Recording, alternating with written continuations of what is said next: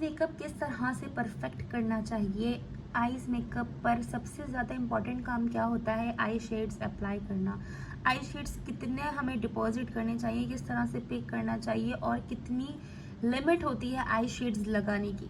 इस वीडियो में मैं आप लोगों को बताऊंगी कंप्लीट आई शेडो अप्लाई करने की, लाइनर अप्लाई करने की कितनी लिमिट्स होती है, कैसे लगाना चाहिए और किस तरह से क्रीज बनती है, किस तरह से आई शेड ब्लेंड होते हैं और कितने ब्लेंड करना चाहिए।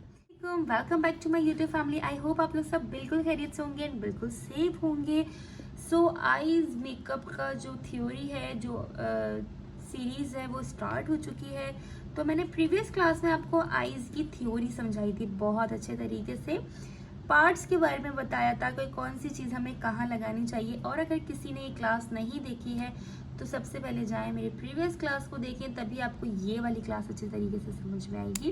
क्योंकि इसमें मैंने प्रोफेशनल लैंग्वेज भी बताई है कि किस तरह से आप प्रोफेशनल तरीके से काम कर सकते हैं, कौन सी अपने लैंग्वेज को यूज़ करना होता है जब आप एक प्रोफेशनल मेकअप आर्टिस्ट बनते हैं। ठीक है, इस क्लास में मैं आप लोगों को बताऊंगी कि कौन सी चीज़ आपने कहाँ अप्लाई करनी होती है और कितनी लिमिट होती है, कैसे अप्लाई करनी होती है। तो जल्दी से जाएं, चैनल को सब्सक्राइब करें, वीडियो को लाइक करें और वीडियो को अपने एंड तक देखना है। नोट्स बनाना मत भूलिएगा।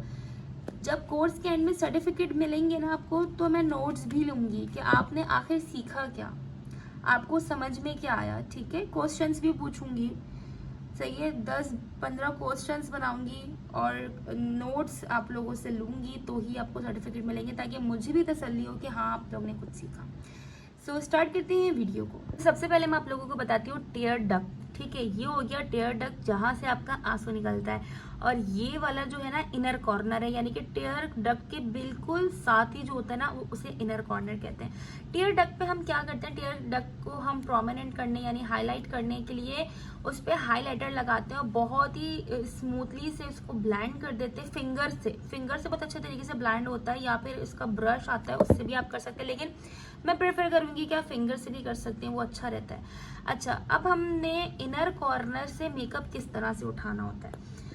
जब आप इनर कॉर्नर से स्टार्ट कर रहे हैं ना मेकअप, तो आपने यहाँ से स्टार्ट करना, मेकअप को इस पोजीशन में लेके जाना होता है। ये वाला पार्ट आपका खाली होना चाहिए, ये वाला पार्ट पे आपका मेकअप नहीं लगना चाहिए। इस तरह से आपने लेके जाना है यहाँ तक। ठीक है, इस तरह से आपने, जब आप फर्स्ट कलर ट्रांजिशन कलर लगा रहे हैं, तो आपने इस तरह से इस पोजीशन के अंदर लेके जाना है। इस चीज़ को आपने अच्छे तरीके से समझना है। ये क्लास आपके लिए बहुत ज़्यादा बेनिफिशियल है। ये अगर आप अच्छे तरीके से समझ लेंगे तो आप आई मेकअप बहुत अच्छे से कर लेंगे।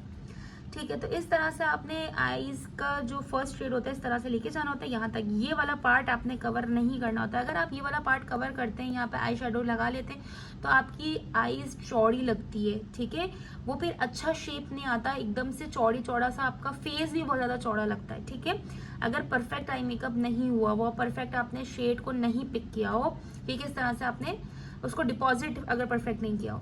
अच्छा, अगर आपकी आईज छोटी है, ठीक है, अगर आपकी आईज छोटी है, आपका फेस छोटा है, तो आप इस पार्ट को कवर करें ताकि आपकी आईज बड़ी लगे, प्रोमिनेंट हो।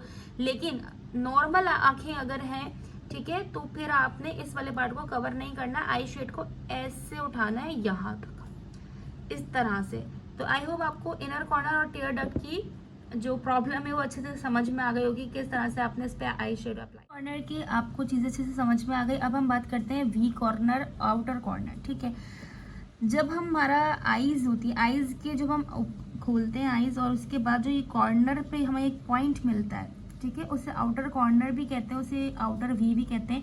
जब आप लाइनर लगाते हैं, तो लाइनर लगाने का सबसे सिंपल तरीका आपने अमूमन देखा होगा कि दोनों आंखों का लाइनर एक सा नहीं लगता। ठीक है, तो एक सा कैसे लगाना चाहिए, विंग कैसे बनाना चाहिए। आपने अपनी आंखें खोली, अपनी क्लाइंट की आईज ओपन करी, उसके बाद जो आपको यहाँ पे नीचे पॉइंट मिल रहा है, वहां से आपने पिक किया और इस तरह से ऊपर लेके गए और यहाँ से आपने इसको विंग कर दिया। तो ये तरीका होता है। अब अच्छा, हम बात करते हैं आई शेड किस तरह से अप्लाई करने। जो ये आपका आईलिड वाला पार्ट है, आपने यहाँ से लेकर यहाँ तक 1/3 तक आपने जो है ना अपनी आईज पर अप्लाई करना है सिंगल शेड। अच्छा, चाहे तो आप पूरा भी यहाँ तक कर सकते हैं, कॉर्नर तक, लेकिन ये है कि आप यहाँ तक करें जो उसकी लिमिट है। ठीक है, यहाँ तक ये होता है आपका लाइट शेड। जब आप अगर मेकअप कर रहे हैं तो आपका लाइट शेड यहाँ पर होता है, लेकिन आपका शेड प्रोमिनेंट होना चाहिए। आप जो है ना कलर उठाते हुए डरा नहीं करा करें। क्या होता है कि जब आप आई मेकअप कर लेते हैं बहुत लाइट लाइट, फिर वो थोड़ी देर में कलर ही उड़ जाता है, ठीक है। तो ऐसा नहीं करना है, आपने शेड थोड़ा नॉर्मली लेके उसको डस्ट इसकी इस तरह से करके रिमूव करना है जो आपके पाउडर लगा हुआ होता है आपके ब्रश पे। उसके बाद आपने ब्लेंडिंग अच्छे तरीके से करनी है, तो फिर वो शेड अच्छे से मर्ज हो जाता है। अच्छा, अब आपका आउटर कॉर्नर, अब आपकी जो लिमिट है ना आउटर कॉर्नर की जस्ट इतनी है, यानी आपकी ब्रो बोन और आपकी आईज का ये वाला कॉर्नर, बस आपके जो कॉर्नर आपने बनाना है वो इतना ही बनाना है। अगर आपकी बड़ी आईज है, नॉर्मल आईज है, तो आपने इतना ही रखना है। लेकिन अगर आपकी छोटी आंखें है, उसको बड़ा करने के लिए आप थोड़ा सा ब्लेंडिंग को बाहर लेके जाएंगे, शेड को बाहर लेकर नहीं जाएंगे, ठीक है। अच्छा, यहाँ पे हमारा सी बनता है, यानी कि ये बनता है सी। फर्स्ट आपने जो डिपॉजिट करना है, सेकंड कलर अपना जो डिपॉजिट करना है अपने क्रीज वो बनाने के लिए, सी बनाने के लिए, तो आपने वो यहाँ करना है, यानी कि आपका जो ये एंड पॉइंट है उससे थोड़ा सा आगे। उसके बाद आपको ब्लेंड करते हुए यहाँ तक लेकर आना है उसको, ठीक है। यानी कि वाजे रहना चाहिए कि ये कलर आपका अलग था और ये कलर आपका अलग था। जैसे कि आपने सपोज ब्राउन या ब्लैक कलर ले लिया और यहाँ पर आपने लाइट पिंक कलर ले लिया, ठीक है।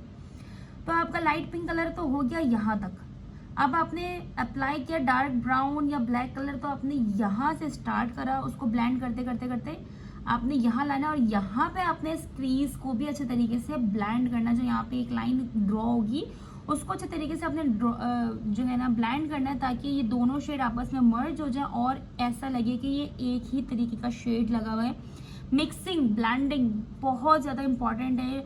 आई शेड्स में ब्लेंडिंग बहुत ज़्यादा मैटर करती है। ब्लेंडिंग की बहुत ज़्यादा प्रैक्टिस किया करें ताकि आप आई मेकअप बहुत अच्छा कर सके। अपने हाथ पे प्रैक्टिस कर ले, ज़रूरी नहीं है कि किसी का फेस या आंखें ही। अब आप लोगों का ये भी सवाल था कि आईज मेकअप पर हमें गीला ब्रश यूज़ करना चाहिए या ड्राई। आई मेकअप पे हमें हमेशा ड्राई ब्रश ही रखना चाहिए, लेकिन जब हम वेलवेटी शेड्स लगाते हैं या वो वाले ग्लिटर्स लगाते हैं जो झड़ रहे होते हैं, तो उस टाइम पे आपने अपना ब्रश जो है ना वो थोड़ा सा वेट करना होता है। लेकिन अदरवाइज आपका जो आई मेकअप है वो ड्राई ब्रश से ही कंप्लीट होता है। अच्छा, अब ये वाला सारा पार्ट कंप्लीट हो गया, ठीक है। अब हम बात करते हैं लोअर लाइन जो है हमारी लोअर लैश लाइन जो है उस पर हम आई शेड क्यों लगाते हैं। अच्छा, उसका क्या होता है कि हमारे अक्सर 99% रिंकल्स प्रॉब्लम होता है या फिर आपके डार्क सर्कल्स का इशू तो होता ही होता है, ठीक है। तो अगर हम अपने यहाँ पर एक शेड लगा देते हैं जैसे ब्राउन कलर का या ट्रांजिशन कलर कोई इस तरह से हम लगा देते हैं, तो वो आपकी एक तो आंखें बड़ी लगती हैं और सेकंड कि वो जो चीज़ होती है ना वो हाइड हो जाती है, ठीक है। तो इसलिए हम यहाँ पर एक शेड लगाते हैं, बहुत लाइट सा लगाते हैं, कभी डार्क भी कर देते हैं, लेकिन नॉर्मली आपने लाइट ही शेड लगाना होता है, ठीक है। सो आई होप गर्ल्स आपको ये अच्छे तरीके से सारी चीज़ें समझ में आ गई होंगी। क्लास आपको कैसी लगी ये भी आप लोग ने मुझे बताना है। अच्छे अच्छे कमेंट्स किया करें ताकि मुझे मोटिवेशन मिले। और फिर अब मिलते हैं नेक्स्ट क्लास में। अपना बहुत ज़्यादा ख्याल रखिएगा। इंस्टाग्राम अकाउंट को फॉलो करना मत भूला करें। सारे क्वेश्चन सारी क्यूरीज अपनी मुझसे वहाँ पूछा करें। अल्लाह हाफिज़।